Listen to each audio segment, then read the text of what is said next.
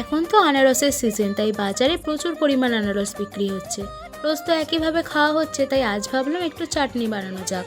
তো এটা করার জন্য প্রথমেই আমি কড়াই চাপিয়ে নিয়ে 1 টেবিল স্পুন মতো সাদা তেল দিয়ে দিলাম। এরপর একটু কালো সর্ষে দিয়ে সরু সরু করে কেটে রাখা আনারস আর একটা চেরা কাঁচা লঙ্কা দিয়ে হালকা করে নাড়াচাড়া করে নেব। গ্যাসটা কিন্তু একবারেই লো ফ্লেমে রেখে নাড়াচাড়া করতে হবে, দেখবেন আনারসের গায়ে যেন দাগ না ধরে। এখানে আমি চাটনিটা বানানোর জন্য মিষ্টির রস ইউজ করলাম, আপনারা এখানে চিনি ইউজ করবেন। বাড়িতে মিষ্টি বানানোর পর কিছুটা রস বেঁচে গিয়েছিল, তো সেটা আমি ওয়েস্ট না করে এতে দিয়েছিলাম। আপনারা কিন্তু চাটনিটাতে এক ফোঁটাও জল ইউজ করবেন না, চিনি দিয়েই একদম নাড়াচাড়া করবেন। এবার মিষ্টির রসটা দিয়ে ফোটানোর পর দিয়ে দেবো বিট লবণ আর কাজু কিশমিশ। এবার 2 মিনিট মতো ফোটানোর পর নামানোর আগে দিয়েছিলাম একটা গোটা পাতিলেবুর রস। চাটনি বা আচারে আপনারা সর্বদা পারলে একটু বিট লবণটা ইউজ করার চেষ্টা করবেন, এতে টেস্টটা খুব ভালো আসে।